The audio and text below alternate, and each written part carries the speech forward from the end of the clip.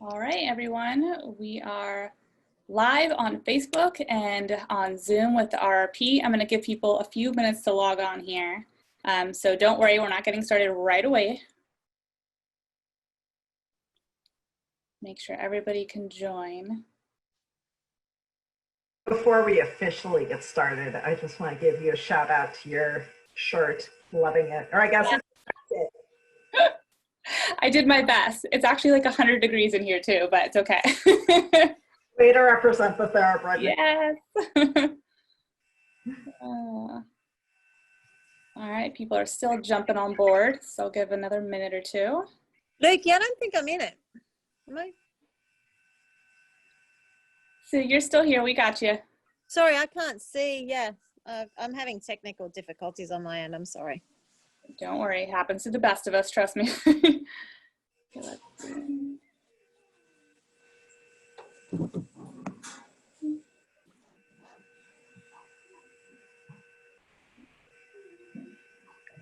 All right, that should give you the option to start your video, Sue. Oh, yeah, there we go. Thanks, love. You're very welcome. All right, mute everyone. All right, we got a good amount of people here, so I think we're gonna get started. On behalf of Equitana USA, I wanted to welcome everyone to our virtual equestrian celebration. Of course, we were all hoping to be in Kentucky this week, getting excited for this weekend, but in lieu of that, I think we've got a pretty stellar lineup of our presenters who you would have seen live and you will get to see next year, October 1st through 3rd at the Kentucky Horse Park. So without further ado, today we have an amazing panel presented by the Retired Racehorse Project, which is one of our very first partners, I believe. And we could not be happier to have everyone here. So with that, I'm going to turn it over to Jen Roytz. She is the Executive Director of the RRP. And if anyone has any questions during the panel, please feel free to pop them into the Q&A section or the chat box below. We'll be monitoring them and hope to get to several of them at the end, if not in between if we can. So just keep that in mind. And Jen, it's all you.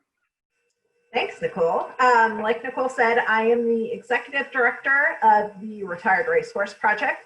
And we are an organization that exists to increase demand for thoroughbreds after racing. We do that through a variety of ways. We publish a magazine called Off Track Thoroughbred Magazine. We do clinics and seminars and demonstrations around the country in a non-COVID year. And in a COVID year, we do them all over the internet.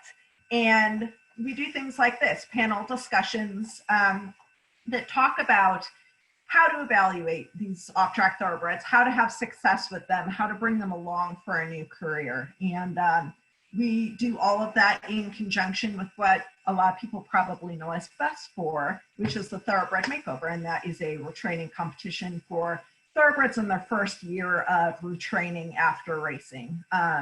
So these panelists today, we're really lucky to have panelists with a really wide array of backgrounds, and they're going to go through one by one. We've got some great horses from New Vocations. They're going to go through and evaluate those horses based on their own disciplines and backgrounds, as well as what their experiences have been in the horse industry in general. I wanted to introduce our panelists and then also kind of let them give a little overview of what their background is, and we'd love to hear what they look for when they're evaluating off-track prospects themselves. We've got Ryan Watson here. He is the stallion manager at Darby Dan, and he also competes in Western disciplines with his off-track thoroughbred. He also had a top 10 finish in the American Ranch World Show recently, so that's really exciting for him. You've got Sue Gallagher. She is a Grand Prix dressage rider that has brought thoroughbreds up through the levels in dressage and all the way up to the Grand Prix level, and has one that is competing at that level currently. And we've got Sissy Wickes, who is a renowned show hunter, rider, trainer, judge. She's a uppercase R judge with the USEF, a big R. And we've got Leandra Cooper. She is with New Vocations, and she's the one who's kind enough with her staff to pick out these prospects for us to evaluate today. And she's going to give us not only her insight as someone who trains so many off-track thoroughbreds, but also she's seen all of these horses in person. So she knows a little bit about their personality and, you know, the things that might not come across on the screen. So before we get into the video, I was wondering if maybe in the order of Ryan, Leandra, Sue, and Sissy, if you're willing to just give us maybe a 1 to 2 minute overview of what you guys look for when you're evaluating off-track prospects, and maybe how your background as a professional in the horse industry plays into that. Perfect. Thank you, Jen. When I look for a Western type, ranch type horse, something that I look for is, one of the first things is going to be the attractiveness of the horse.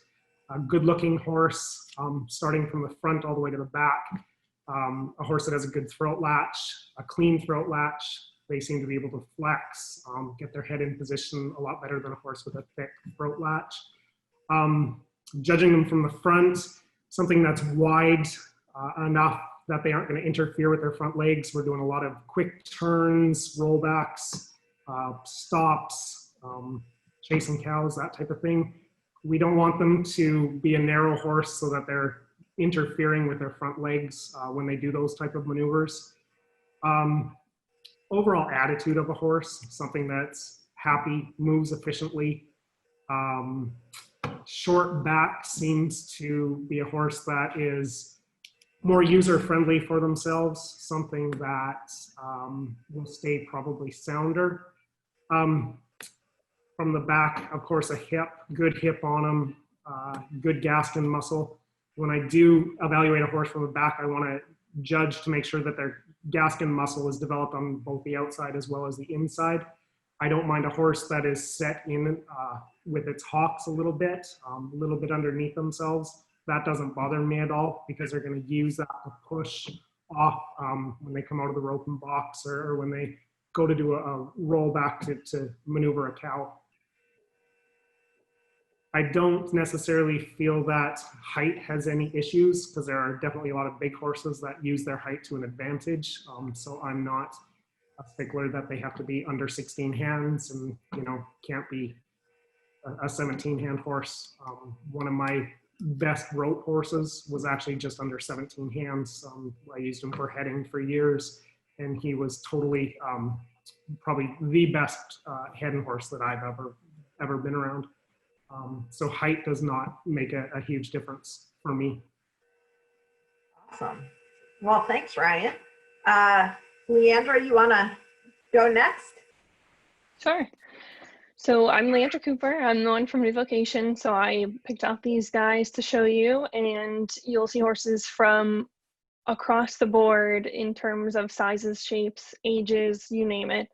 And given my position as the facility director and trainer here in Kentucky, I work with a number of adopters. We adopt out hundreds of horses every year. And what that means is that I'm always working with adopters on their preferences, because we cater to people all over the country and within all different disciplines.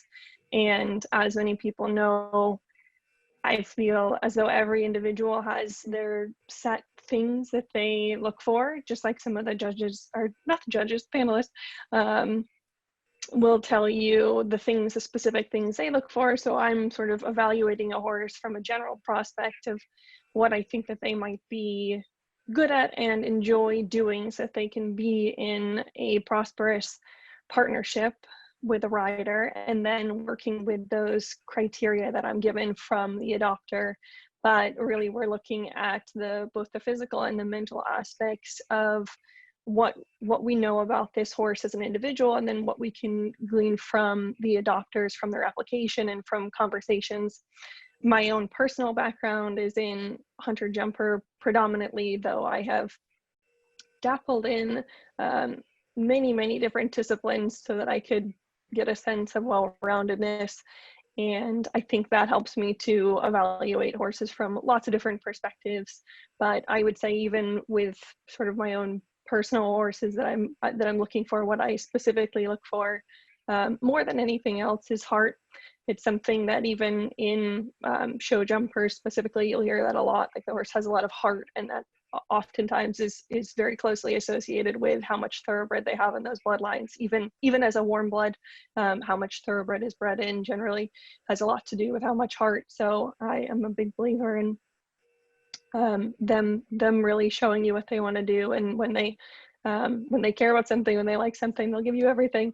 And that's something that we look for as well, is that X factor, what makes a horse really special, and what do our best to evaluate how these horses are going to pair up with an adopter, although many of our adoptions are done virtually. So it's a lot to do, but there you have it.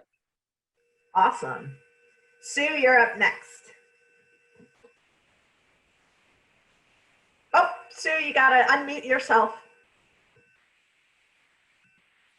Okay, I'm good, I think. Sorry, first time I've done this. Right, so anyway, for me, I look for relaxation through the body. And I did go through every single one of the horses that you've sent me a couple of times and the videos. And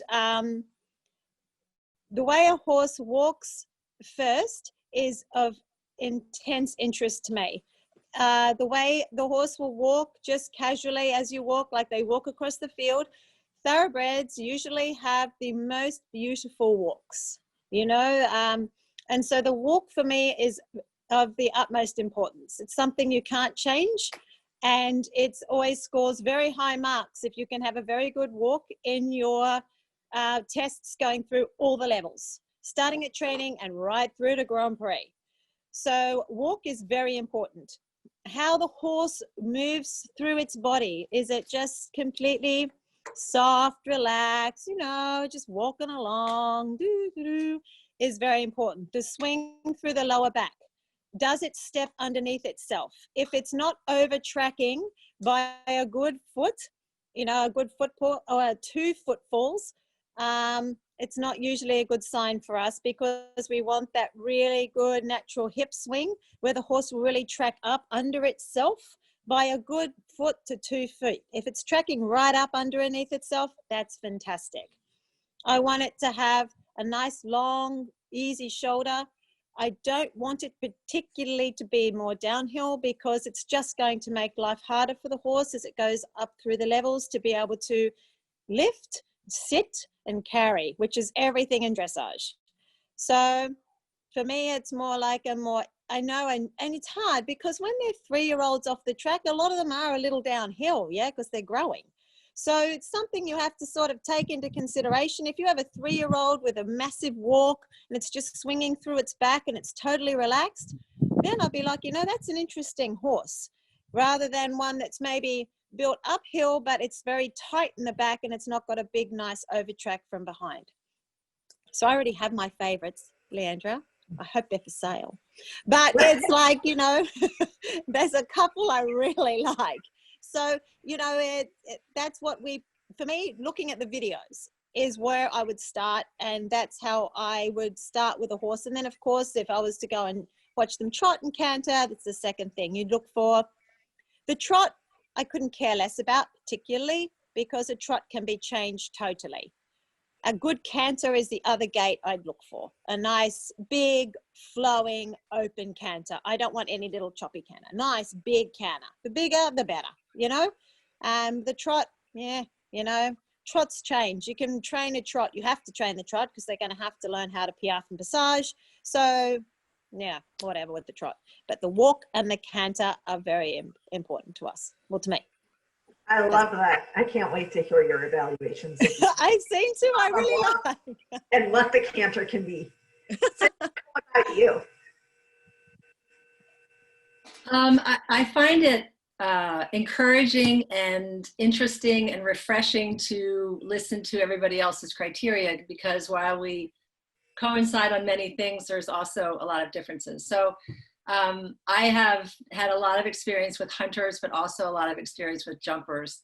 So I feel that I can evaluate these horses in both disciplines. I would say for us, temperament is as important as any attribute here. And that's obviously hard to assess from a walking video. Leandra, I want to say that I commend you on how well these horses were presented.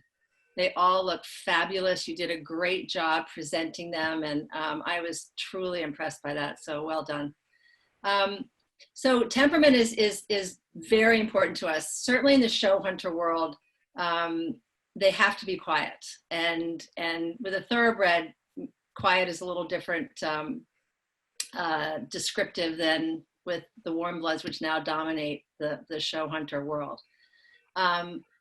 But that is super, super important.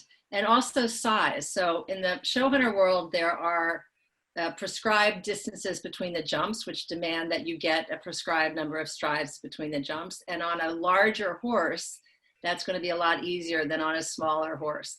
And I know that everybody says, well, I had a horse that was 15-1 and it had a 12-foot stride. Well, that's great, but that's a little bit of the exception to the rule. So if I'm evaluating a prospect, I want them to appear to be quiet by nature, wound down by nature.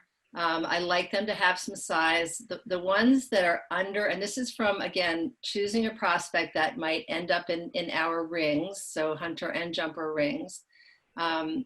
Anything that's too small is difficult to compete and to sell if that's your ultimate goal. Movement is important. Movement, you don't necessarily have to have a flat knee and a straight mover to be successful in the hunters, but you have to have a good length of stride. So if they're not great movers, that's okay, as long as they have a nice length of stride and an open kind of gait. Conformation is important. Conformation is important in the hunter ring. It's not important in the jumper ring. So that's something that, in looking at these horses, the first impression in terms of their head, their front end, the way they're put together is important. Conformation for these horses in terms of, does it have a splint? Is it a little bit back at the knee? Is it a little bit cowhocked? Doesn't necessarily turn me off if they aren't an impediment to their soundness and their gait. I like a horse's hind leg to be under him, as Sue said. It's easier for the lead changes for us. And a shoulder is super, super important. A shoulder and a nice hind end in terms of a jump. So those are sort of the rough criteria for us. But the first thing is the brain, really.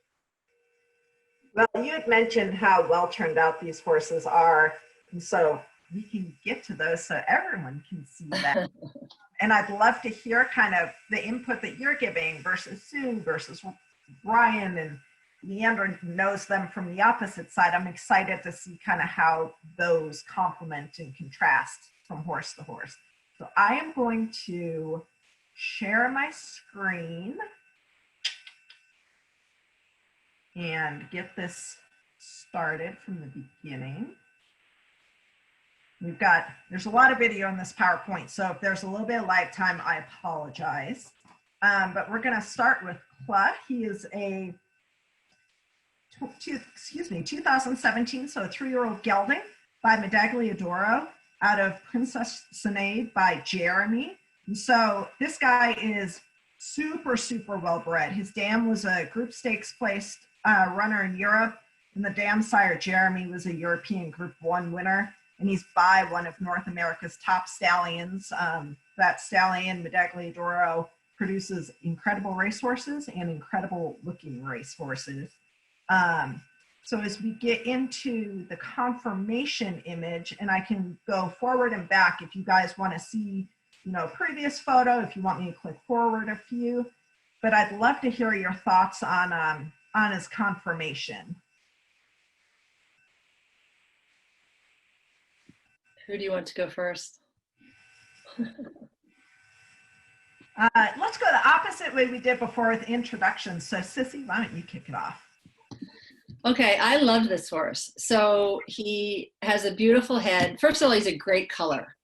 And again, if I'm looking at them let's say I'm looking at them to compete next year at the makeover, all right? And then my ultimate goal is to sell them. So I'll look at this horse from that perspective. He's a beautiful color. He's got a beautiful head and neck. I like his shoulder.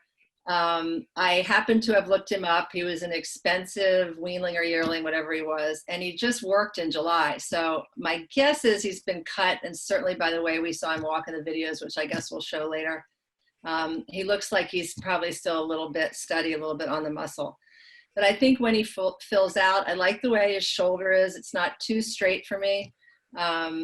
And he's just maybe a shade, you know, back at the knee, which for us means he's probably a pretty flat mover. But I liked him enough that I asked my husband to go see him because he happens to be in Kentucky, and New Vocations told him that he had to fill out an application first. So they are very serious about their situations, and I appreciate that. There's definitely a guard at the gate. But no, I quite liked him. I can see his top line filling out. He kind of looks the part for us if he's quiet.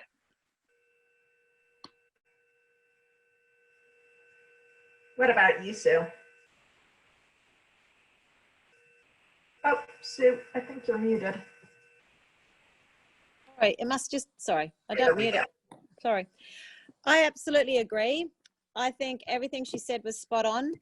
I actually really like this horse as well. He is spectacular to look at, which is very important also in the dressage ring, which is something I didn't touch on previously, but I was just more going on conformation and what we look for through the horse, because not every beautiful horse is a beautiful, you know, mover. But I really like this horse. He's beautifully put together. He's stunning to look at, which is always great for a selling point. Now, the other thing that I do absolutely agree on as well with him is the fact that put me off and put him on like my second list of the horses I looked at was his walk. He looks very tight behind where the saddle would sit around there, you know, the last hip there, just before his hip. He doesn't track under himself. And that was like, oh, you know, that was what made me think maybe not my first pick. Everything else about him I thought was gorgeous. That's why I actually asked Jen, are we going to actually get to see these horses go a little more like at a trot or a canter? Because that would change maybe your opinion so much more, you know, you get to see them move a little more. But I think he's spectacular to look at. He's gorgeous. But the walk just concerned me the way he doesn't actually track up as far under himself as I would like to see. Jen, I'm actually going to play that video, the walking video. So I'm going to play the walking video on my end because I think it'll be a little smoother so people can see it here. So it's going to stop sharing your screen for a minute. Yeah, it's kind of. All right, can you guys see that? That's better. Yeah, so you see the way can you hear me? Yep. You see the way he's walking now? You see he's not over tracking at all. He's a little stiff in his walk, in his hips. So maybe if he was a stallion, was he a stallion, Leandra? Yeah. He was gelded right before he came to us, which was just a month ago or so ago, and he was still healing from that. So that's still probably healing from what it it when is. he got to us. Yeah, he was on antibiotics for a long time from it, so he's still a little tucked up from it. Okay, that's exactly what it is then. So Sissy was spot on. So that's exactly what I mean. He's a spectacular horse, you know, and I noticed that too with his walk. It's kind of like, wow, he looks a little stiff back there, you know, so yeah. I would love to see more of him, absolutely. You know, when people are shopping for horses, like there are so many questions that you wouldn't think of to ask naturally. But if you're looking for an off-track prospect, that's fairly common. When they come off of the track, they're gelded as they're starting their second career or preparing to start their second career. So that's a really good point. What do you think?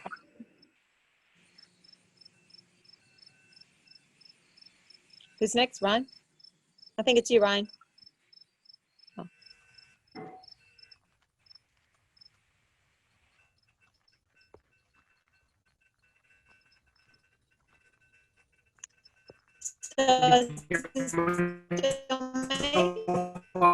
Mute there. Hello. I actually scored this horse in my top.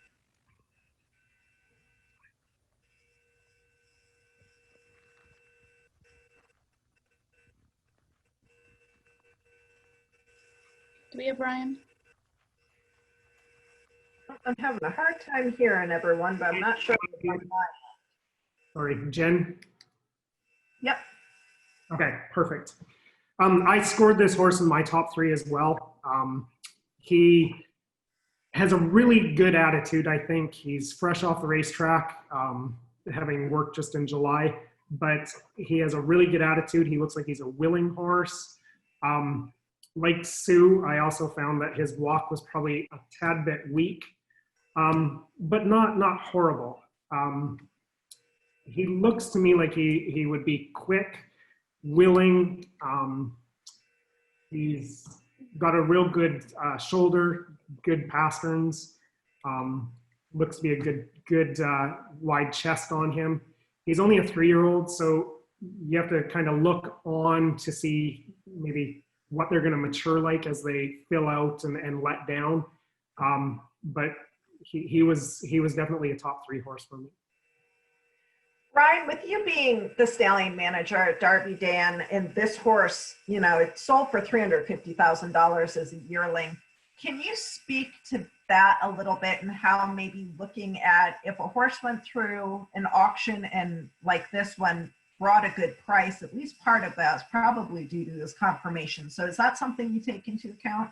Yeah, absolutely. The 2 criteria that this horse has going for him is his conformation as well as his pedigree. That's why he brought the big price at the sale. I don't know whether it's a handicap for me or not, but I am familiar with a lot of these horses' pedigrees. In fact, when we get down to one of the horses that we're going to critique here, SNIP'S Miracle, I actually had his father here, and he's a spitting image. If I was going to a sale to look for a Medaglia d'Oro offspring, he is the epitome of what a Medaglia d'Oro would look like. Big, strong, athletic, just overall attractive. He would walk out into the ring and just command attention just by his presence. Awesome. Well, I'm going to try to share the screen again, and we'll see if we can get to our next horse. Sorry that we're having some technical difficulties here, guys, but we're going to try to work through it. And if we need to, we can share the videos in the chat and just do photos, so we can try a few different things.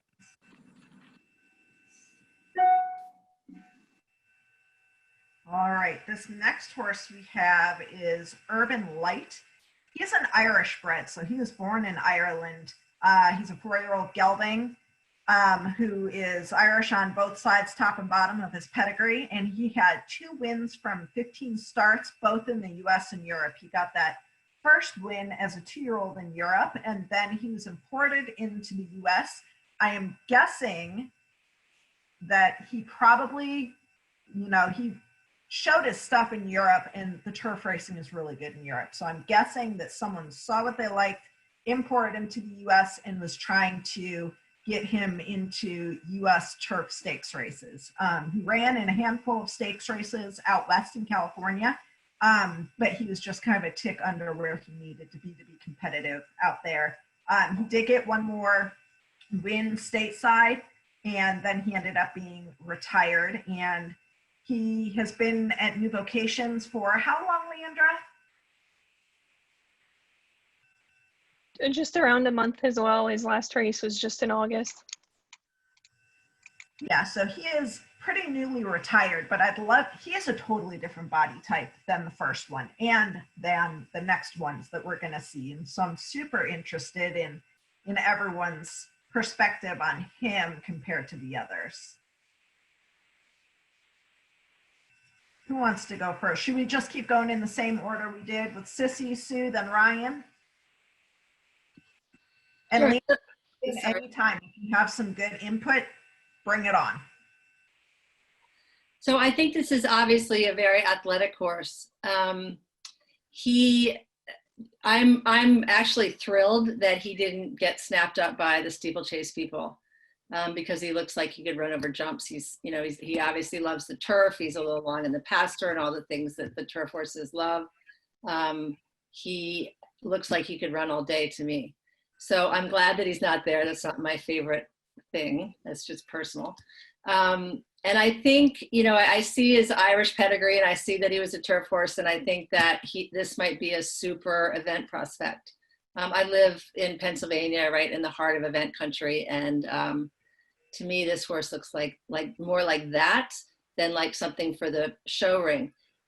He might be a great jumper prospect as well. I mean, I think he looks like a super athlete. He's, you know, he's a bit heavy for the thoroughbred breed, which I like. He's got tons of bone. This picture is, he still looks a bit racy, you know, for us, he's muscled in the wrong places. That picture especially. But again, I can see him dropping his head a little bit and getting a better top line. I think this horse could do a whole lot of disciplines. He's not as beautiful as the first one, but he looks incredibly useful and incredibly athletic. What about you, Sue? Oh, don't forget to unmute yourself. Sorry, I don't have an unmute button. I'm on like a laptop, and so I said on an iPad. So I can't, for some reason it keeps muting me. So I actually love this horse. Okay, I think he's lovely. Everything about this horse I really like. I love how short coupled he is, his short back. I love how he steps under himself. Even in this photo, he's standing right underneath his butt. I love his neck. I love how he wants to hold himself up, because with the dressage world, I'm looking for that high set neck. Going up the levels, I don't want a low set neck at all. That's going to do me no favors whatsoever. I love his walk. Can you see the video of his walk? I'm watching sort of on my phone at the same time as my, all right, as I'm watching here, so I can see his walk. Try the walk video. Yeah, his walk here. I mean, he completely overtracks. That is like a 9 walk. You know, he's so relaxed in his body. He swings. He's overtracking by a good 2 footfalls. That for me is a no-brainer of a walk. So to me, he just needs to build his top line, absolutely, but that'll just come with training. But I think he's lovely. I really like him. I really do. I think he'd make a lovely horse. Lovely dressage horse. And how is that video coming across for you guys? Because on my end, it's pretty choppy. It's good. Oh, on our end, it's choppy. That's why I watch him I've got him going on my phone on the side here at the same time. We'll But provide all I the think it's YouTube lovely. links. Yeah, he's lovely. If these videos, you know, it's hard to tell on my end because if I'm the one playing them, they look spectacular. But if these are playing for everyone, we can also just go with photos only, and we'll put the videos as links in the chat. Yeah. So we can do that as well. Yeah, I just Right, run it on my iPhone at the side, and I can see everyone as we go. So it's good. Yeah. He's Ryan, just beautiful. I love him. Great. I'm with Sue on this horse. He is just a plain brown package, but when you start looking at him, he has all the credentials to make a very, very nice show horse for a lot of disciplines. He's got tons of bone. He's short coupled. Sue talked about the walk. This guy, I wrote down the first time I looked at him that he walked with authority. I mean, he was so elegant when he walked. He knew exactly where he was placing his feet. He's bright, he's alert, he has great Gaskin muscles, good hip on him. This horse could be one of the horses that would fly under the radar for a lot of disciplines, just because he is a plain brown package, but he's an extremely nice horse.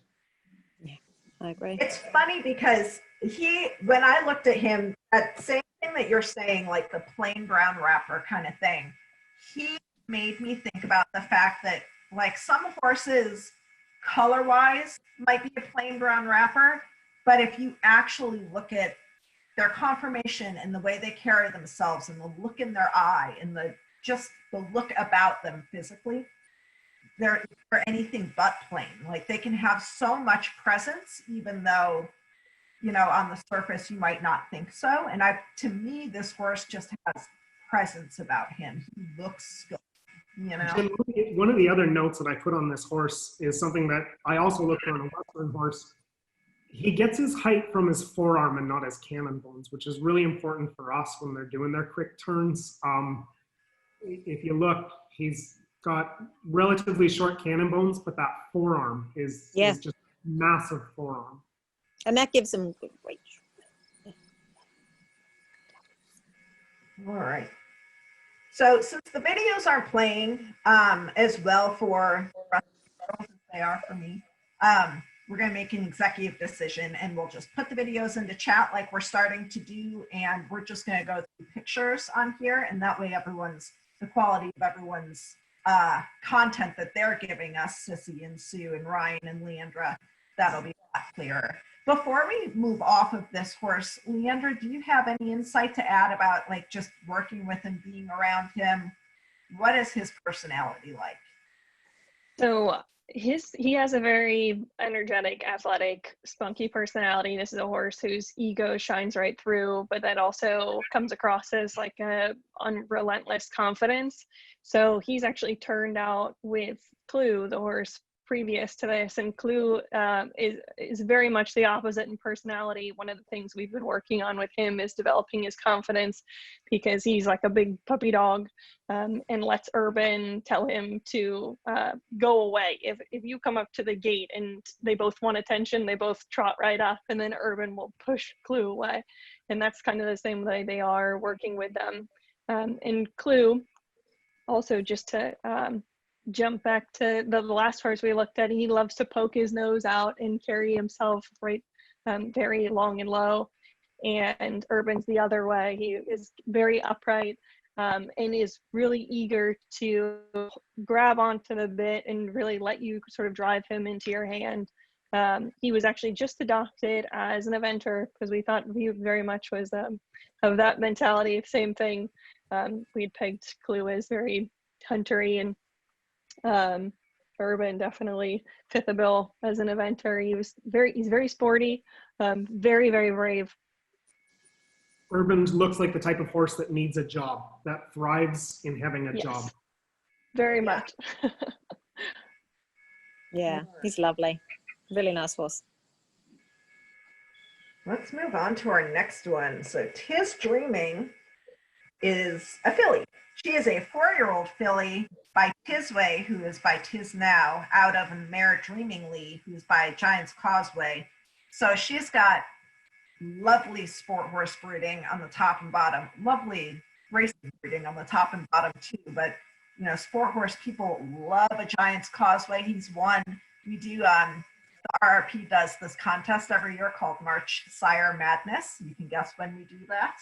It's kind of a takeoff of March Madness in basketball, and it's to pick, it's kind of like a rundown of the top sires included in our database. We have the Thoroughbred Sport Tracker database on our website where you can look at thoroughbreds with sport horse qualities. People can upload their own horses and rank them based on what their form over fences is, what their walk is like, what their trot is like, what their temperament is like. And Giant's Causeway is super popular in there. Tis Now is really popular in there too. So this mare is the kind of horse people want on and off of the track. So Tis Dreaming raced 5 times. She won once, and she last raced in March of last year. And then she was donated July 10th of this year. So she had a nice little break after racing before she came to New Vocations to start her off-track training. Leandra, have you gotten to work with this mare a lot? Yes, she is very, very kind. This is one of the sweetest fillies I've ever worked with. She has just the most perfect temperament. She is unflappable in the ring or in new situations, and very even in turnout, she likes to be everybody's friend. So you really couldn't ask for a better personality in a horse. Part of her little break that she had was that we noticed she wasn't tracking up as well as I liked in our sand auto arena. She had some very minor suspensory damage, but came back from that really well. And it's not entirely uncommon for us to just see some fiber irregularities, but in her case, no tears, nothing massive. So we're not expecting her to be massively limited by that. And she loves to stretch out as well. She's another horse who really, it could be very versatile because she kind of just tries very willingly to do whatever you ask, even though she's still very green, as are all of these guys really. But she tries so hard, even when she's not sure what you're asking. She just keeps trying. I love it. Sissy, what do you think about this girl? Oh, you're on mute. There we go. I quite liked her. Again, she's very attractive. She wants to be long and low, and I don't know if everybody can see the video of her. I will tell you, and I'm sure I'll get hate mail about this, but I love mares. However, if you're looking for one that to resell, mares are harder to sell. Period. End of sentence. You know, hate on, but it's the truth. So that would not deter me from acquiring this horse. She has a beautiful eye. She's got a nice dishy face. The Giant's Causeways I've known are monsters in terms of height, and they're a little bit tough. This one looks not at all like that. She looks very sweet. I like her shoulder. She has sort of a fluid walk.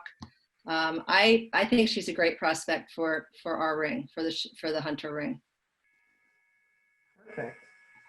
What about you, Sue? How does she stack up? I think I'm on mute. Hold on. There we go. Yeah. Am I off mute? No, you're good. We can All hear right. you. So I really actually like this mare. I think she's a stunning girl. Sorry, I'm watching a video at the same time. She's a stunning girl. She has a beautiful walk. She has a very beautiful movement through her shoulder. Yeah, so that for me, I think is a very high point. I love where set on her shoulders. I love her short coupling. I love the fact that she's again wants to stand underneath herself. You know, there's nothing about this horse I don't like. Mares in the dressage world are you know, they're well respected. There's no problems with that with regard to wanting to resell her or anything else. I have several mares in the barn. They're all good girls. Yeah, there's really nothing I can say I don't like about this horse at all. I think she's lovely. I mean, lovely. I love the way she's put together. Yeah, I think she's beautiful. Now, all three of these are really sporty looking. They really are. I mean, if you were going out to buy a horse at your vacations right now, you'd be having a bit of a problem having a choice. You'd be like, which one do I choose? They're all really nice. Ryan, what did you think of this girl? She's very, very nice. Really attractive, kind eye on her. She looks like the type of horse that wants to please. Beautiful head and neck. Even though she's been let down for a while, a lot longer than the other two horses, you can see she's still an athletic framed horse. She's got a great shoulder, good slope to her shoulder. Shoulder matches the pastern.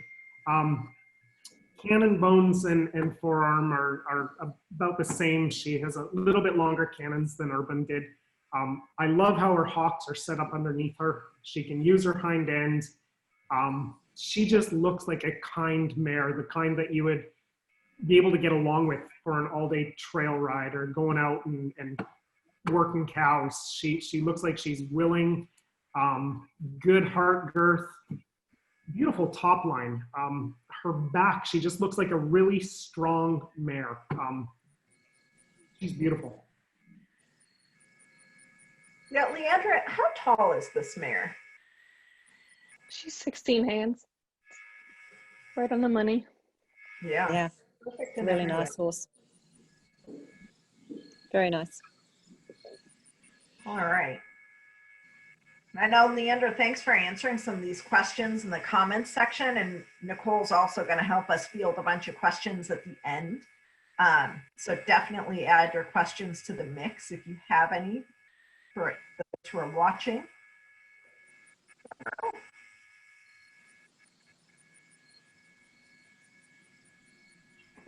Uh-oh. Having a little trouble. Aha. Look, can you bring me my vest? All right. Now the next one is going to be SNIP'S Miracle. Sorry about that momentary blank screen. This guy is a little different story. So this guy is a 12-year-old gelding. He's by REPRICED, which is a stallion that stood at Derby Dam when he was still around, and so I'm interested in Ryan's take on that. He's out of a Sky Classic mare named Snip the Ribbon, and Sky Classic was just like beautiful and flashy and really gets a nice looking horse. REPRICED was by Roberto, who was also the sire of Dynaformer. And Dynaformer was known as getting these big rugged horses, and REPRICED was as well. They're just very workmanlike individuals. Didn't have the most snuggly personality, but that's not a bad thing always. And so this horse was unraced. He was adopted out by New Vocations, and unfortunately he was returned twice. That's a great thing about adopting from an aftercare organization like New Vocations. In the first case, when he was returned, the adopters' circumstances changed and they could no longer afford to keep him in their stable, so he ended up coming back. And then the second time he was returned, it was due to a little bit of arthritis that was developing in his knee. So I think Leandra would probably speak to if he has any limitations or what the next phase of his career might be best suited for. Hopefully, no, there we go. I think we're gonna miss that first confirmation shot, but we've got the second one. But Leandra, tell us a little bit about this guy, because he's definitely, like, obviously physically much more mature, but he's a different story than you usually get from a horse at New Vocations. Yeah, absolutely. He's a much different story, and he's this, I think he is actually our oldest resident here at the moment. But he's definitely sort of unconventionally shaped for what we see as well. But he's a powerhouse of a horse, and that's what makes it difficult, given that he has some restrictions now. Based off the way that he was tracking, we figured that he had some arthritic change in his hocks as well. But he really does not seem bothered at all by the front end, and it's pretty common practice at a certain age to need some form of maintenance if they've been in work as far as their joints go, especially in the hocks. So that's not entirely surprising for him, but you know, he is a horse who will have a hard time accepting limitations. He is an energy bunny, and you wouldn't expect it at all from him. His nickname around the barn is Clifford because he's a big red dog, and he's ridiculously easy to handle and work with, but under saddle he thinks that he should be jumping the moon. So for us, it's sort of figuring out what's going to be the right road for him as far as his next career path, because he won't go into any sort of retirement or limited career lightly. But he's really easy to hang out with. He just thinks that when he's working, he should be working. I love that. That's not a bad thing. So before Sissy, I asked for your input, and Sue and Ryan. I'm not going to flip through these pictures because for some reason I think it's starting to crash my computer, and I want to keep it pristine as long as I can. So Sissy, what did you think about this guy? Well, of course, my first question was, why is there a 12-year-old at New Horizons, or New Vocation, sorry. So that's an unusual factor to start with. My impressions when he walked was that his feet hurt, and it's hard to tell anything, but I thought he was a little bit heel walking when he walked. But he looks like, a trooper. I mean, he looks like a horse that, as Leandra said, wants a job. He's big and athletic and attractive, and he kind of screamed fox hunter to me, especially at his age, because that's a career that they can have for quite a long time, and there are different elements of it in terms of the difficulty and the stress factor. But he's a great, big-boned, attractive older thoroughbred. I think he definitely warrants a job and warrants the next chapter here. I just worried a little bit about his feet in the walking video. Yeah, absolutely. He's a horse we've had to keep in all four shoes. He gets sensitive pretty quickly. How tall is he, Leandra? He is 17'1". Wow. See, that's you could carry somebody out fox hunting. That's great. No kidding. It was pretty funny actually taking his pictures. We wouldn't expect, like just because of his presence, I was looking at his conformation pictures once we had taken them, and I said, wow, he has such a massive body. It looks like he has miniature legs, because it doesn't appear that way when you're next to him, and then it is pretty funny looking at it from the side.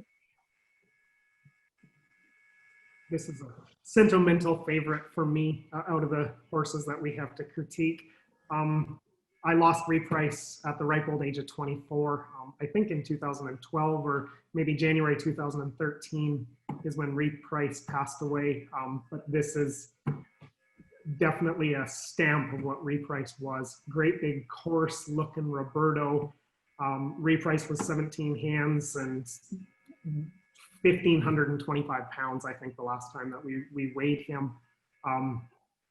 If quarter horses had the bone that this guy did, then we'd never have any unsound quarter horses. There again, short cannons, big forearm. This guy's shoulder is just a massive shoulder. It doesn't surprise me that he too wants a job. Doesn't want to retire as of yet because his father was exactly like that too. So I like him. I do too. He just has a neat look to him. And Sue, can you share your thoughts? I'm not sure if you're frozen or if your voice can still come through.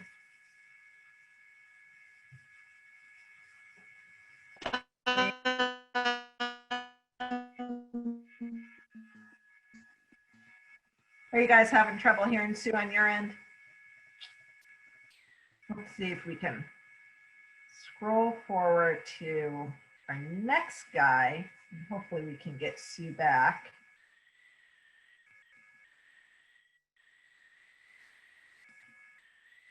Oh, I don't know if our PowerPoint may not be working. We might have to have Nicole put up one or two of our slides. No, I think I'm here. I can hear everybody. I can see everything. Can you see me? Yes. Hello? You want to take over a screen share for a bit and see if you can post up one or two of the photos on your end? Yes, I'm working on that right now. Give me 2 minutes. Thanks. So guys, since we've kind of gotten through a couple. I can hear everybody. I'm having trouble hearing Sue on my end. I can't quite understand you, Sue. But for our other panelists, going through a couple of these horses so far, it's a really good representation of what you can get off of the track. But give me some of your impressions based on what you guys told us that you look for in the beginning of it. Are these horses kind of hitting the mark for you? Are they reminding you of other things that you tend to gravitate toward as well that you maybe didn't have top of mind? I will say that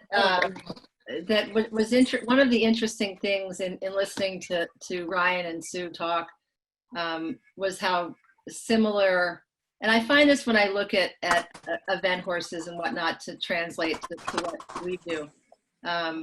But the idea of them being built downhill is something that is difficult to work with to move on, certainly in our world. Oh, there's everybody. And I think that this group of horses was a great group rather than, there were a few. What's going on? There were a few attributes that I didn't love in some of them, but in general, I think they were a great group of horses. That is her screen. I would love to go and see them all in person and you guys ride them. And I think you did it again.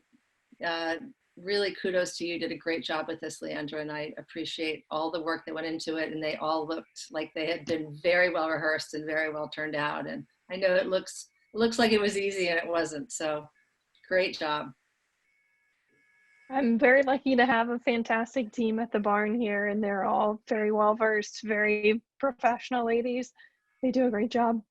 I think each one of them has a slot. I really do. I think each one of them is of quality, and they've been handled well since they've gotten to you, and that is of, you know, vital importance as they move on. So I think it's really an exciting group, and I'm thrilled to have seen them all. While we're waiting for the videos to kind of re-download themselves, Leandra, can you talk to us a little bit about, you know, if someone sees one of these horses that they want to adopt, or if this makes them want to look at some aftercare organizations, either in vocations in your locations or other aftercare organizations. I always hear the best advice is they need to get their application in first, so that when they see a horse, they can go ahead and put in like their bid on that horse for adoption, because some of these horses, especially nice ones, turn over so quickly, right? Absolutely. It's not uncommon for us to have horses for just a couple weeks or a month or two if they are showing soundness, and basically my criteria fall into the physical and mental. So if they are sound of mind and sound of body, and we can progress quite quickly, because we are really just trying to put a foundation on the horses. Our retraining process is not going to bring them into a finished horse. They're still going to be green horses. So in our application, that's what we're keeping in mind, is who's going to be able to continue work with the horses. But certainly filling out an application opens all the doors. You can have access to all the medical information and the x-rays. We have the vet out every week, and we're always trying to give adopters as complete a picture as possible. So that's definitely going to be the first step to open all the doors and all the information on all horses. Yeah. Nicole, yeah. I'm here. All right, which is our next horse? I'm going to share the videos off YouTube so you guys can see. All right, Shade is going to be our next one. All right, Shade is coming right now. Thanks. So actually, I'm totally going to butcher it, but I tried to look it up, and I believe it's a German word. I think it's pronounced Schad, but it translates to disappointing, basically. Oh no! So it would be like saying like bummer or shoot, or like something that was of disappointment. So. But she is a very, very sweet filly. She's just 2 years old. She's 14 2 hands, and that's with shoes on. And she shows a lot of composition and poise and great mental maturity for a horse of her age, and even for her size, she just shows a tremendous amount of balance. I mean, a lot of 2-year-olds we see are showing a lot of lack of coordination, and you can tell when they're in sort of awkward stages. And what's entertaining about her is that she is, at her size and her age, very, very balanced. I think that she will grow into a lovely horse no matter what size she is, just based off of her disposition. The biggest challenge with her is just her conformation. She toes in pretty significantly on that left front. The whole leg from the knee down is a little bit crooked, and it doesn't bother her mentally at all, but I think just maintaining her soundness throughout different disciplines will just be the challenge for her that I'm anticipating.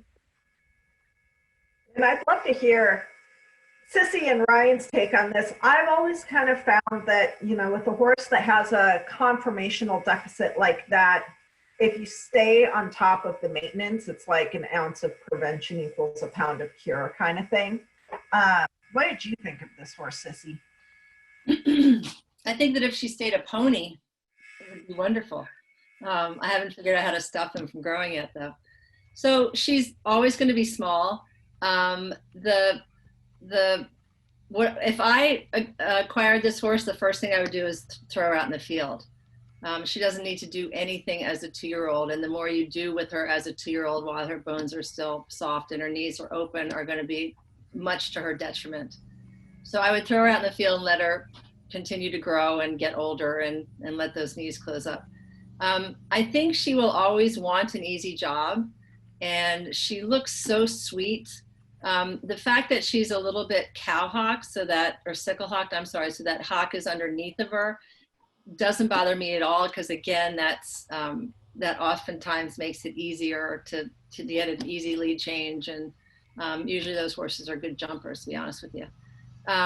So I think that her next home should be one where people are going to take their time with her and not ask a lot of her.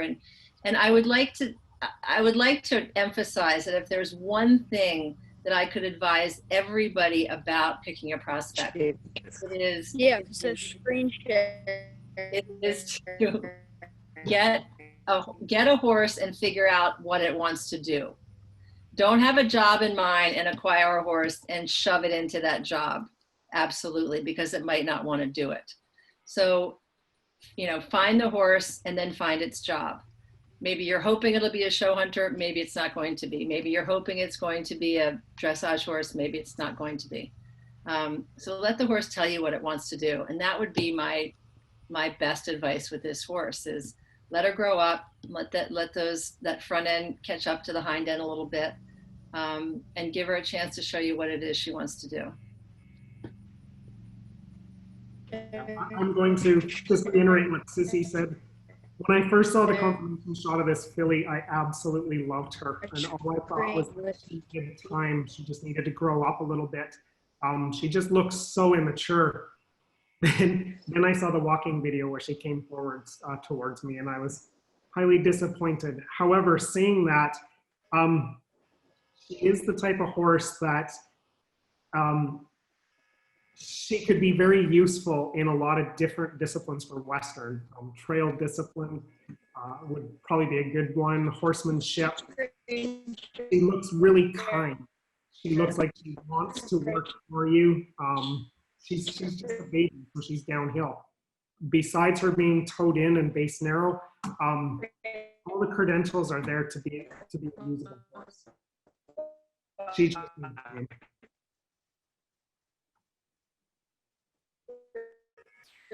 Great. Well, sorry that we're having a little bit of tech trouble and can't get all of these photos and videos to play at the same time, but at least we're getting one or the other. So Nicole, if you can give us our next horse, which is going to be Booker T, and it's Leandra. Am I saying this one right? I know I wasn't the last one, but not Poker, but Pookie. Yeah, we call her Pookie, so you're on the right track. So Booker T is a 5-year-old mare. She is 15 free hands tall. She's by Roman Ruler, out of the Jumpstart mare, Princess Susan M. And so I looked this one up. I love Jumpstart, who is her dam sire.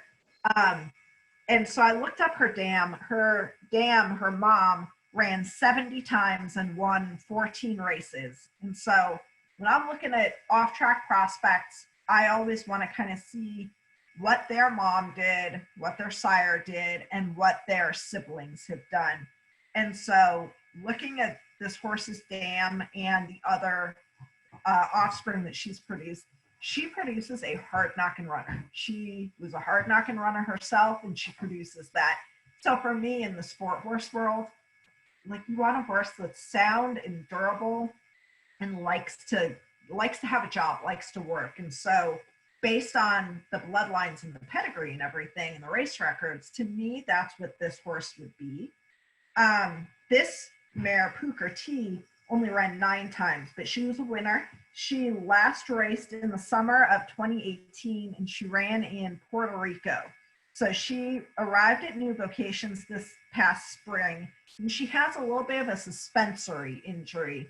So Leandra, how has that kind of affected her since she's been there, and what are your thoughts about her as far as her attitude and work? Well, yeah, the suspensory injury was a little bit tricky when she first came in. She had cellulitis, and where she came from, they believed that she had been maybe bitten by a spider. The cellulitis just was stubborn, and even with the antibiotics that she was on, I just didn't feel that that was really giving us the complete image. So the ultrasounds revealed a more significant suspensory injury, and that would account for why we haven't brought her into work until more recently. Suspensories can take anywhere from 6 to 9, or just depending on the injury and the treatment type, a long time. So we always want to set them up for success, and fortunately we're able to give them a great rehab here, give them the space and the time that they need. So that's what she had. She hasn't had any soundness issues with it in work, but what that has meant in consideration of her injury was that she would be more suitable for a lower level career. And we're always a little bit on the conservative side, because I would hate to get somebody's hopes up that she'd be a Grand Prix jumper or something, and which I don't think she would enjoy doing anyway. But just as a general concept, we're always a little more conservative, and then if they do better, great. But for her, mostly just working on trying to develop her flat work. She, I believe the first time I rode her, I said she feels like a lesson pony. Part of that feeling was that I felt like I was doing a split while I was on her, because she has really taken to retirement aptly in her ability to grow sideways. She's in very good weight. I've been asked if she's pregnant many times. She's not, but I think that she would enjoy being that for a career, that big for a career. But she's a horse who's come a long way in just how she's worked under saddle. She's a lot more adjustable now and willing. Her attitude has come around mostly.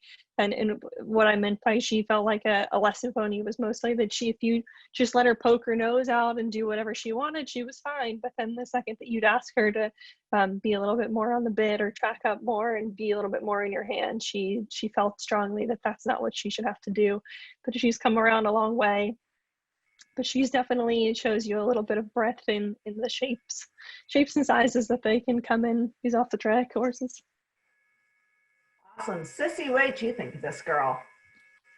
She didn't scream show hunter at me, but I'm sitting here kind of feeling justified, because my first thought was, I bet she's super comfortable. I bet she doesn't want to be gathered up at all. She's sort of built long. She's flat across her back and her croup, so I don't think I think she wants to go the way she walked. She walks sort of flat-footed, and she's got a lot of bend to her knee. And I think that a low-level job would be fabulous for her. And she'd probably like to carry somebody around cross country, or again, fox hunting. That's a great, the thoroughbreds out hunting are just something to behold, because they love that job. So yeah, she looks like a sweetie who wants to kind of do what she was doing, walk along and poke her head out and just kind of clip clop. So yeah, I think it's such a good point to make too, that not just like every human is not good at the same thing, or is not going to be like the super athlete that played varsity football, went on to college, and even goes pro. Horses are the same way, and there's some that the fact that she is not the kind of horse that would be an upper level event or upper level show hunter means that she'd be so incredibly good for something else and so safe for someone.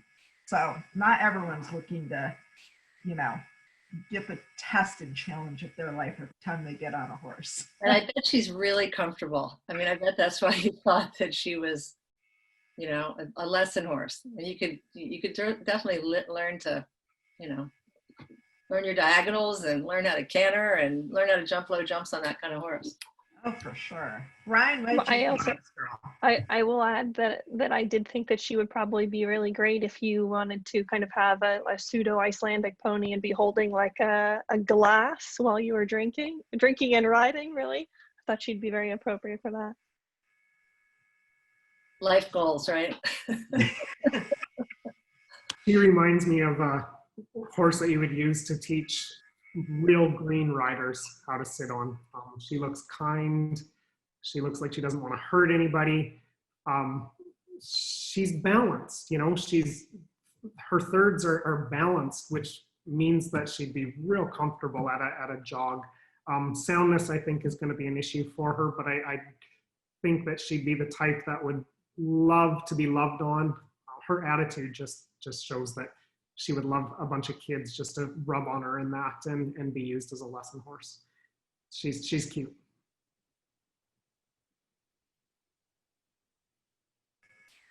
Sorry, now I did it to myself.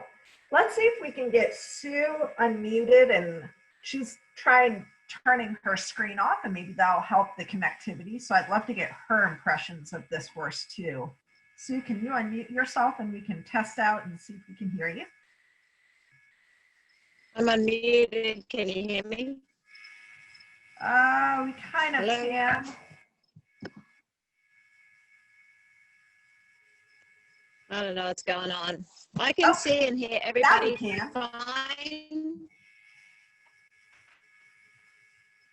fine.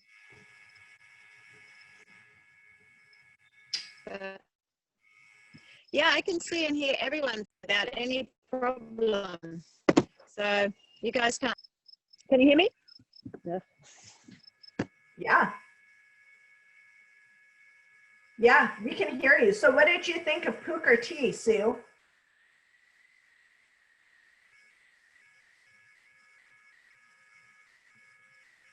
Woo-woo.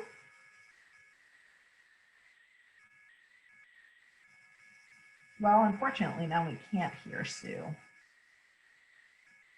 Well, we'll see if we can get her back. And if you want, we can move on to the next one. Nicole, if you want to put up more Moe, please.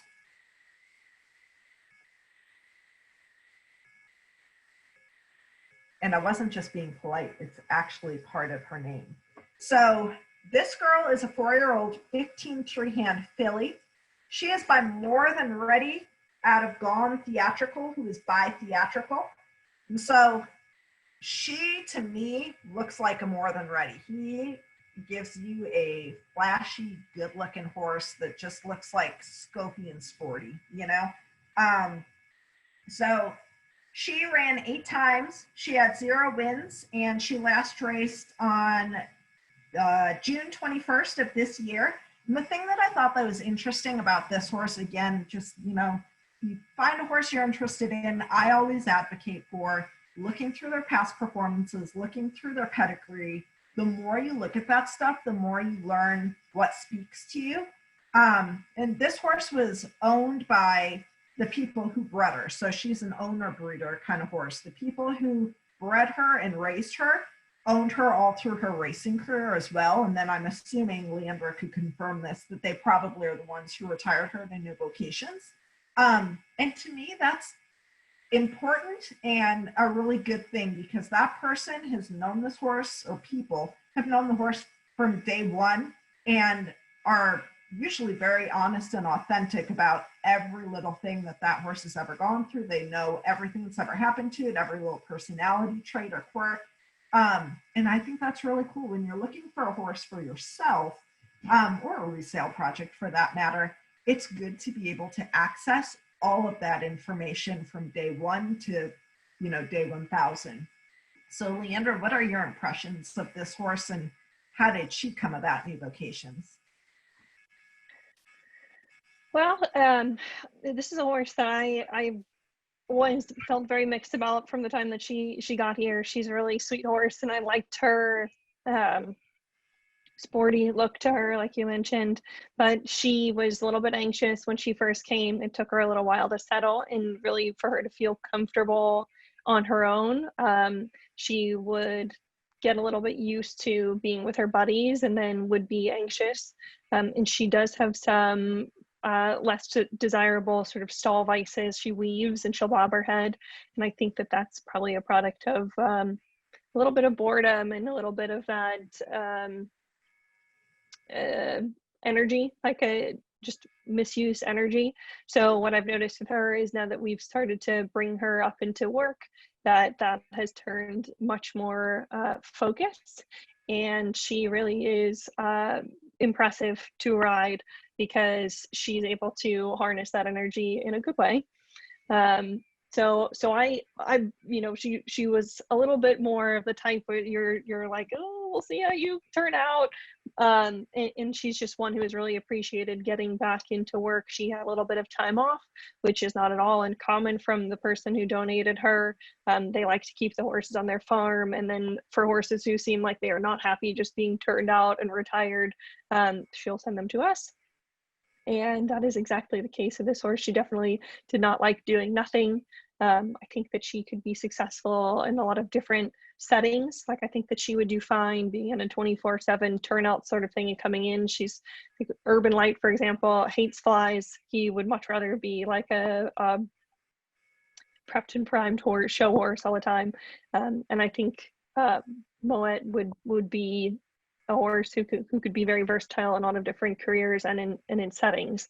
So looking forward to hearing what you guys think. Yeah, Sissy, what did you think of this one? I was not, she's not one of my favorites.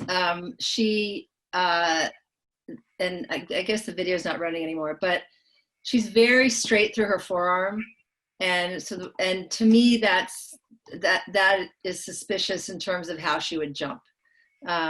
She is, and no matter what, I believe she will always be built downhill like that. Her neck is set very low and her shoulder, and that is hard for us. That's hard for the amateurs to ride. If you're aiming this horse toward an amateur, again, if even for me, I don't love riding horses that are low. But if you're looking at this horse to resell, I think that that's going to be difficult. It's hard. I mean, it's when you're looking at this through walking videos and not seeing them ridden and not seeing them free jump or anything like that, then you've got to just use your experience and what you've known and how those horses have turned out. So for me, when their forearm is set that straight and that far back, sometimes they can't get their forearm up well to jump.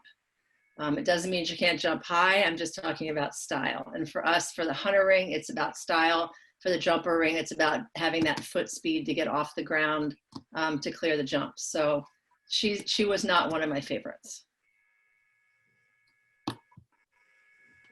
Yeah, I'm going to reiterate what Sissy said too. She, I would not want to ride this filly for any length of time on a ranch chasing cows or anything like that. She real straight up and down. She has very limited overstep. Maybe looks a little bit compromised in behind. She is a long filly. She almost looks like immature. I was surprised when she was wrote down as a 4-year-old because I assumed or thought that she was maybe a 2-year-old like the other one. She'd be one that I would pass on. It's just too much of a challenge to get her to do a discipline that she'd excel at. Leandra, you've worked with this horse, whereas all of us are just seeing her, you know, in a walking video. And like we talked about at the beginning of our discussion today, a lot of it also has to do with their personality and their approach to the tasks that are asked of them. And do they like to work? Are they eager? Are they easy to teach? So what is this girl like under saddle, and what have you kind of gathered that she excels at? Well, yeah, I definitely see exactly what you're talking about. That was one of the reasons I felt that she was kind of a mixed bag. She didn't strike me as the most attractive horse when she came in, and she I think I saw just what Brian was talking about. I felt like she would be one who would take a little bit longer to mature. She just seems like she's in an awkward growth stage. And that's why I was really surprised when I started working with her in her saddle. She was one that really I did not expect to like as much as I do. She carries herself more uphill than you would expect given how she looks. And she's just strong, as a lot of them are. She's really strong through her mouth, which I think will make her sort of a tough restart for some, but I think that under the right sort of guidance, or somebody who's a confident rider but has a soft hand, I think they could do a lot with her. But she strikes me as more of an amateur type horse, but maybe one you know, that would need the help of a more experienced trainer to get to that point where she could sort of do both. So it's about bridging that gap between what she can do now. But she's a horse who, I think she does have that, like I was saying, that heart. That's was that little bit of X factor that surprised me when I started working with her. She has that drive to work and to excel. So I think that if she puts her mind to it, and she's in a partnership where her needs are being met in a way that doesn't you know, burn out that spirit, that I think that she could do well. So absolutely, I totally agree with what Ryan and Sissy saw. Like those are definitely things that will restrict her from certain career paths or from being appealing to many. But I think she's a horse that has a lot of heart in her. So I'm very curious to see how she's going to do. I think she could be a diamond in the rough for somebody.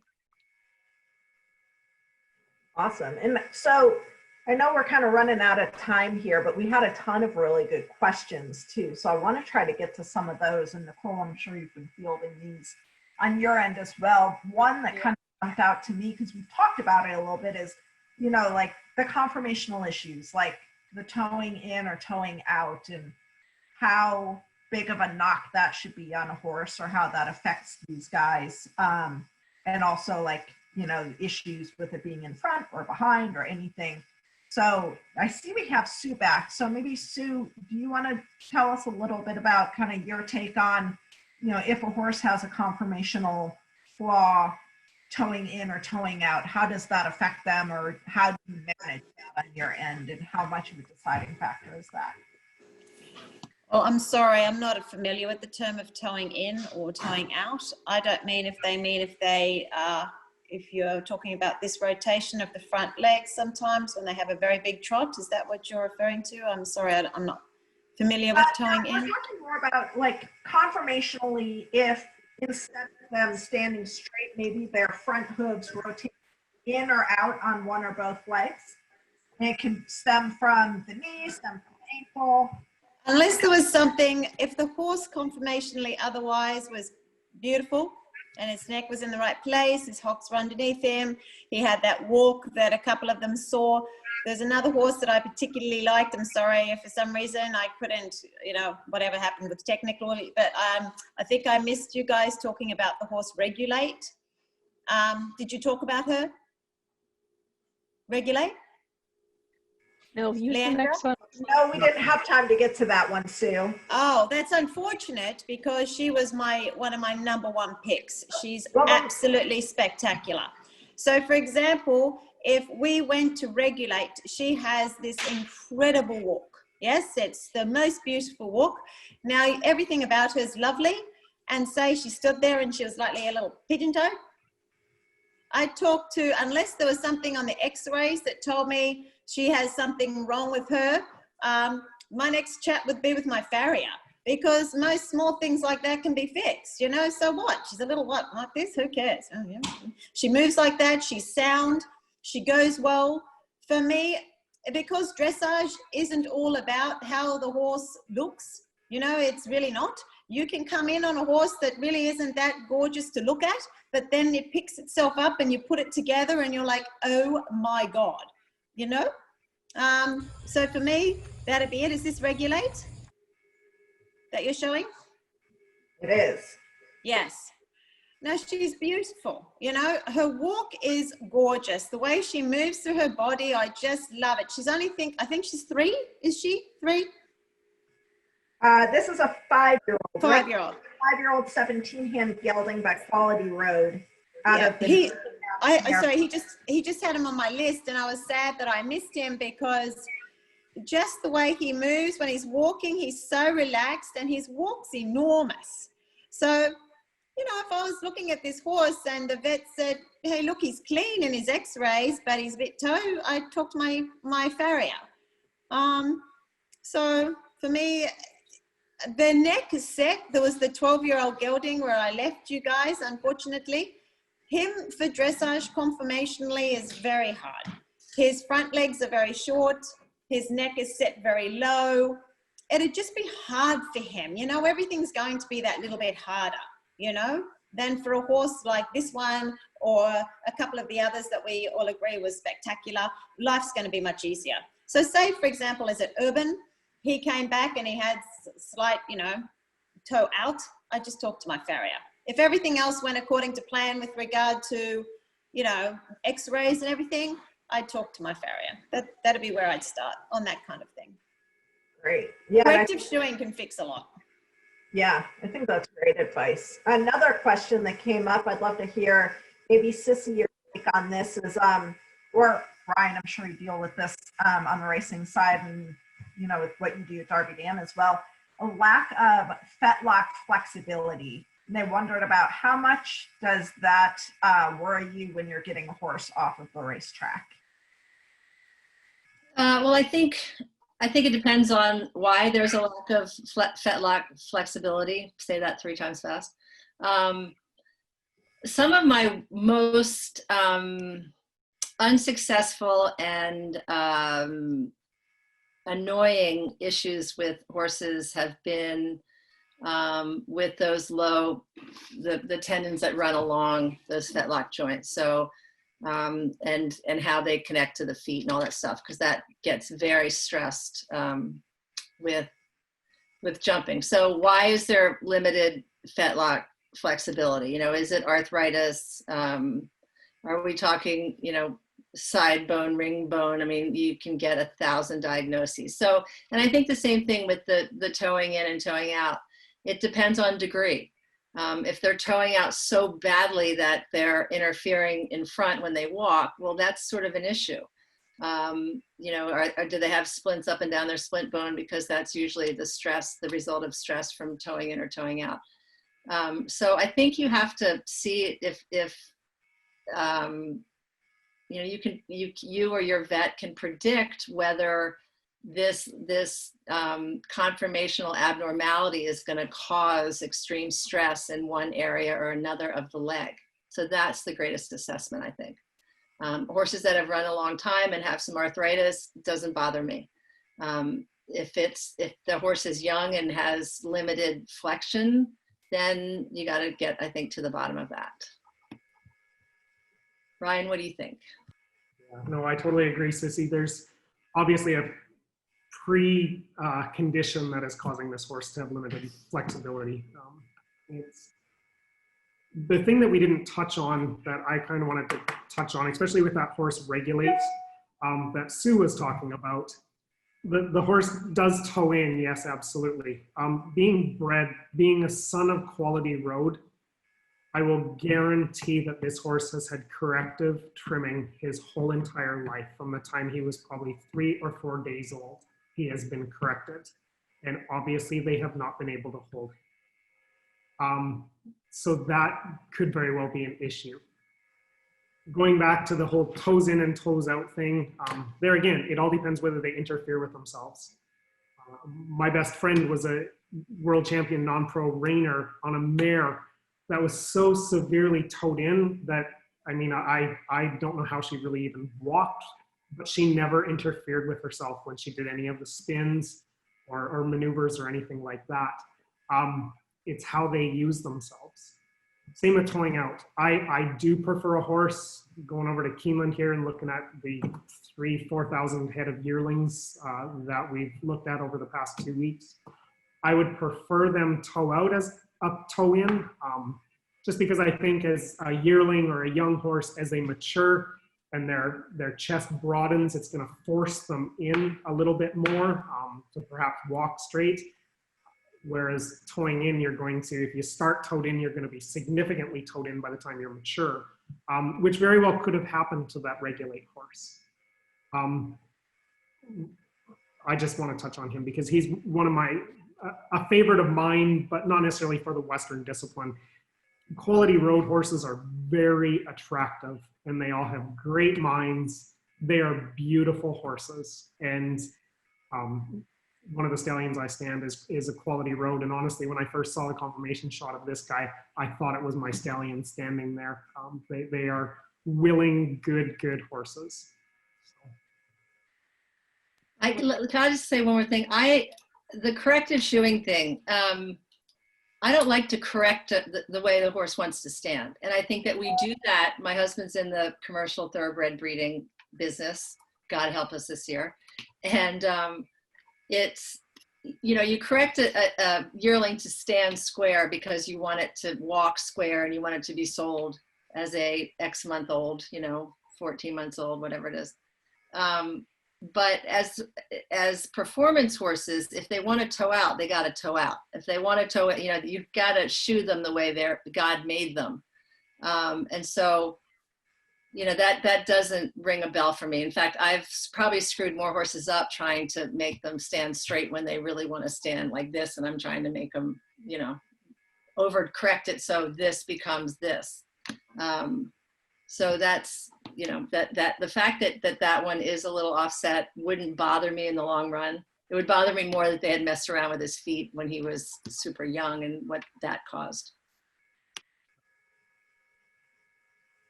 Leandra, I have a question for you. Oh, go ahead, Ryan. Sorry, I have a question for Leandra. When you get these horses off the racetrack, have you noticed the blacksmiths nowadays seem to want to leave the toe long and take the heels completely off? Yes. And depending on the horse, it takes so long to get that back that you're almost compromised placing that horse or putting that horse into a second career until you have that problem remedied. Absolutely. Absolutely. And since we're keeping them for average of 40 to 60 days, generally, we have such a high demand for horses. And sometimes the thing that is holding them up is just their feet. But in all reality, you know, it takes them a year to grow a new foot. And unless we're keeping every horse for a year, they're going to be still in transition to building a better quality hoof. But sometimes it's we've had horses who just aren't sound, and not because they had any tremendous injury on the track, but because they're so on their heel that it's difficult to get them to move out. You know, on the track, they're spending most of the time in a stall, and then they'll go out on a very well manicured track, and it can complicate some foot issues. But we have a lot of different terrains and different surfaces here. But what also we've noticed is we're seeing a lot more suspensory injuries, and that I think is a product of very low heels and long toes, because it overstrains the suspensory when there's not that cushion. You know, it can ruin the digital cushion in their heel, but also if they're overstraining because they have, like, wearing a high heel shoe on a woman backwards, like it would really definitely strain the back of your leg. And so if you're asking them to perform at high levels, high speed, high intensity, but also in the transition to a different career path, we found that that's very limiting. It can be a frustrating issue because you can't will them to grow a foot faster. So a lot of times we advise people to just take their time, and even, you know, you can't chop off a bunch of toe, and that's how they've been growing their feet like that for a while. You can't just all of a sudden hack it off and expect them to go around normally. So it takes time. Absolutely. I've noticed that. Getting at that could be a reason for the flex of the fetlock joint as well, is a factor of their actual shoe job, their whole career on the racetrack.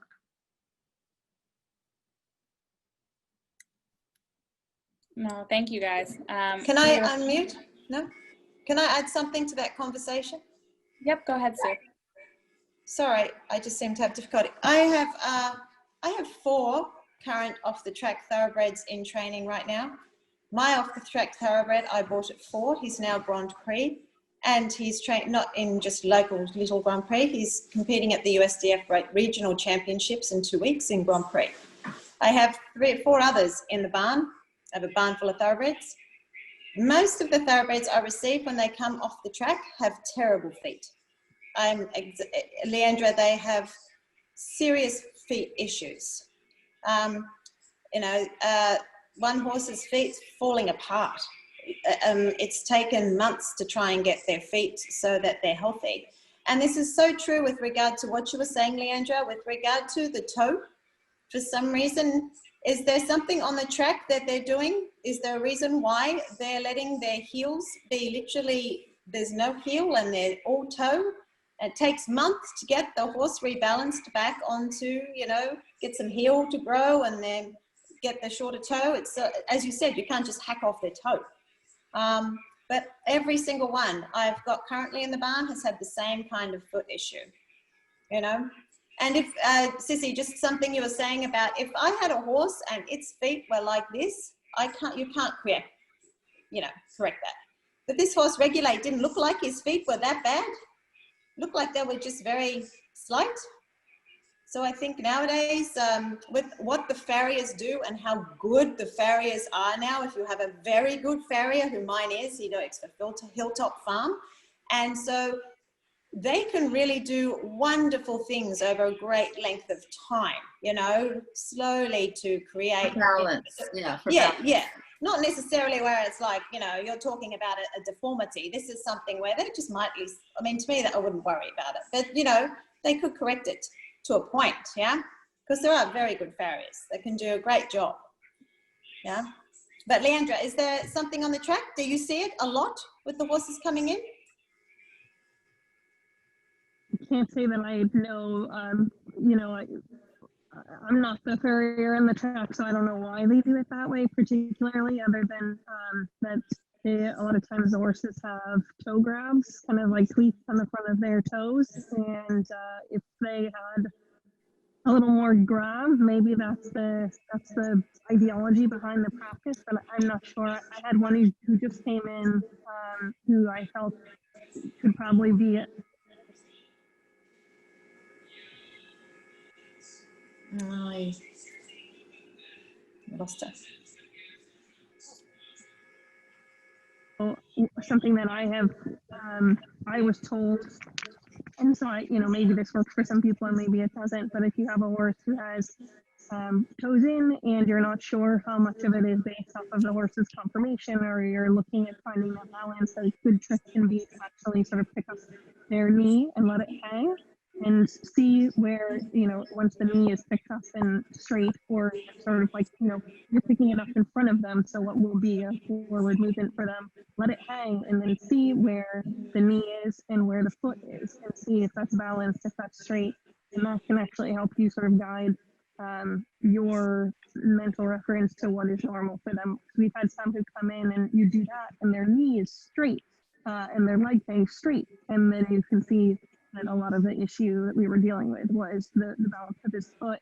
But then also sometimes the way that their foot develops can be indicative of another issue. They can be compensating, and so they're carrying disproportionate weight, and that can contribute to the way that something's developing. So it's a pretty comprehensive picture.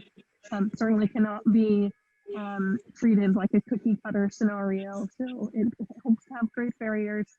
We really take that all into consideration. I know that Jen and Sissy's husband don't send their yearlings to the sales with feet like that, but give them a year and they come back. Okay. Nicole, I think you had a couple questions that you had kind of plucked out of the chat. Yeah, we got some good ones here. One I thought was really interesting. Have you seen a change of conformation in thoroughbreds over the past 30, 40 years? And how has that changed? So I will tell you that this is something my husband and I argue about all the time, because, you know, I grew up riding thoroughbreds. I grew up in the show world riding thoroughbreds because I'm 110 years old. So, and I say that they are, because of the shortened racing careers, you can tell I'm rehearsing this, because of the shortened racing careers, because of the emphasis on 2-year-old racing, that they're bred much lighter now, smaller, lighter, shorter expiration date, shorter distances, you know, blah, blah. He says I'm crazy, that is not the trend. It's just sort of, you know, maybe what I see. But, you know, the pictures around our house of our parents riding thoroughbreds, they were big bone, sort of warm bloody, sorry, kind of a dirty word, but warm bloody looking horses. Not the the weedy, light boned, you know, built downhill sort of horses that I see way too many of. So that is my humble opinion. My husband would give you the opposite opinion. Ryan, you might know more than all of us here. I don't know whether I know more than all of you, but my biggest issue is that everybody breeds on computer now. They don't actually come and look at the stallions and match their mares up. The industry is geared toward public auction. And because of that, everybody wants the really fast 2-year-olds. To get the really fast 2-year-olds, you're not going to get a horse like SNIP'S Miracle. You know, the big boned, heavy Roberto grass type horse. You have to go for a more refined horse.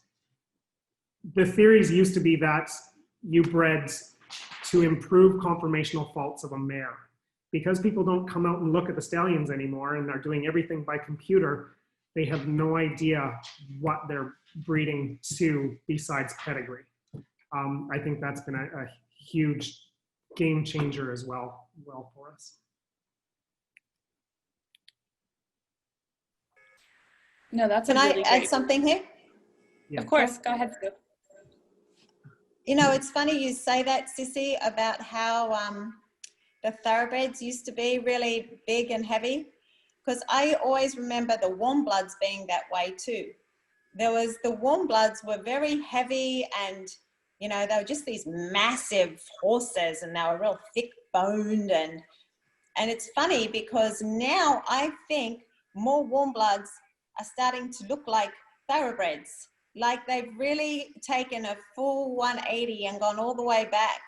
And you see more and more of the thoroughbred breeding and lines going into the warm blood world, because then you get these beautiful, long-legged, lean, muscular horses that are so athletic, rather than those heavy, chunky. Remember the real old Trecanas and the Holsteiners? I mean, they were big, chunky horses. Yeah, They were war horses. Yeah, well, really they were They monsters. pulled the wagons in the war. Yeah, Yeah, it really was. Yeah, and they were like, but now, you know, the horses are so beautiful. They're so long-legged and lean, and it's very hard sometimes, honestly. And you take a bunch of young thoroughbreds, not even off the track.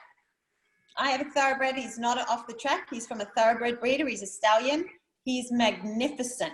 Now, if you put him up against, as blacks, he's black, and you put him against a black stallion, same age, say, for example, a Hanoverian, you would find it very difficult to tell which one was Hanoverian and which one is the thoroughbred.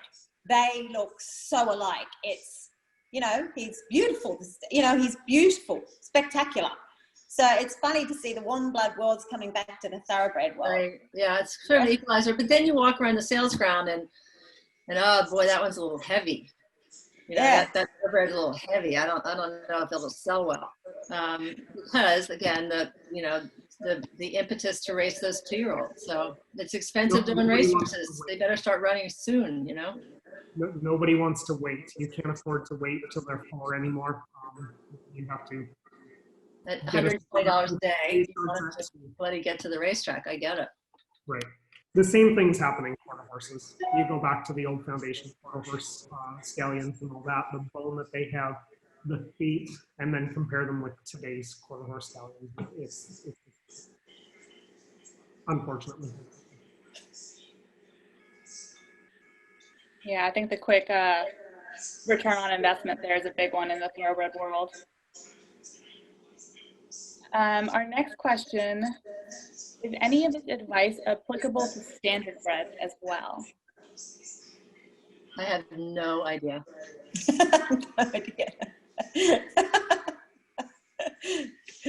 Oh, no, I don't know. Leandra, you might have some input here. I believe New Vocations takes in some standard breds. But we can't hear you, Leandra.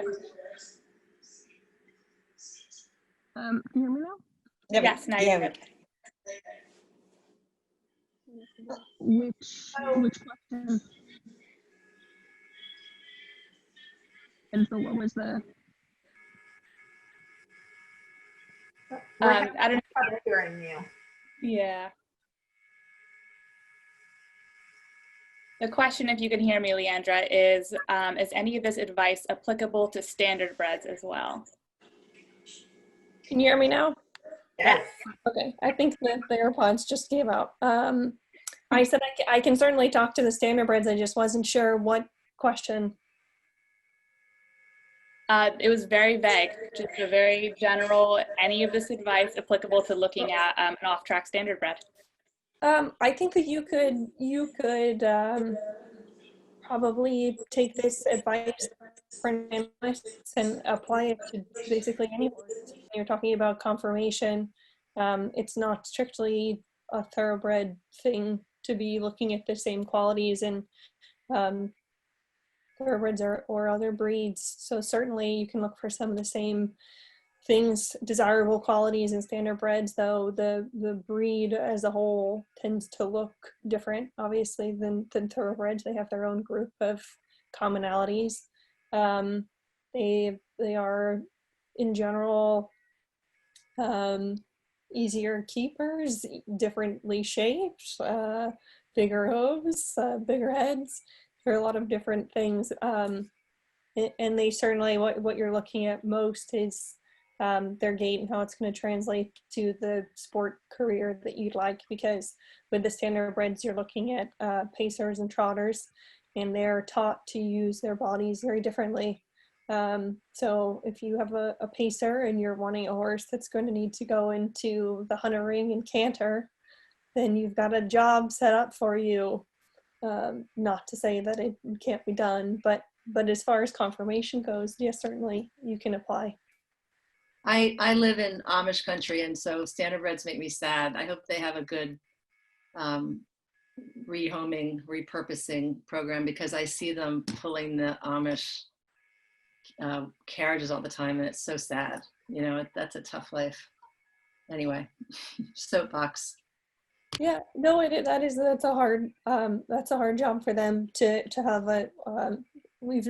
I've known many Amish people personally who treat their horses like part of their family, but New Vocations includes a no Amishing part of our contract because it's just harder to regulate, and we don't want our horses to have to go into that same sort of